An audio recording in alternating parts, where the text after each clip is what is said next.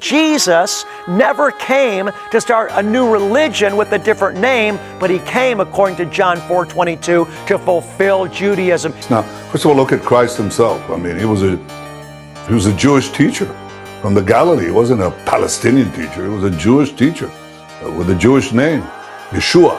Jesus was a Jew. His followers were Jews. His entire community were Jews. I think that the Jewish Messiah came. His name was Jesus.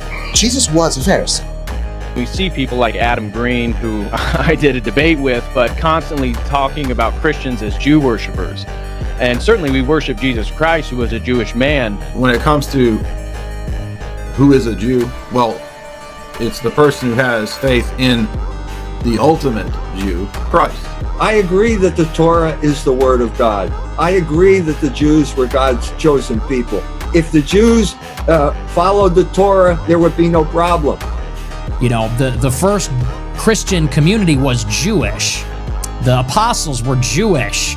Jesus was Jewish. The first Christians, who were all Jewish Christians, right? Think about that for just a minute. Mary, Peter, James, John, these are all Jews who accepted Jesus as Messiah. Jesus, although obviously he's the divine Son of God, is also himself a first century what?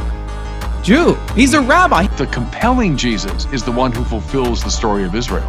Any form of anti-Semitism is morally repugnant. Go back to Pius XI, that we're all spiritually Semites, he said, in regard to Christians. In the early history of the church, many Christians saw themselves as Jews. They saw themselves as a faithful Jew who had recognized the Messiah had come. You know, if you're born again today, I've been talking to everybody, if you're born, you are Jewish. You are spiritually Jewish. It's the most Jewish thing in the world. I mean, it's this thing called Christianity.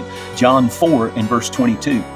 Jesus himself said, salvation is of the Jews. Meaning, I would not be here, Jesus the Messiah, if it were not for the Jewish race.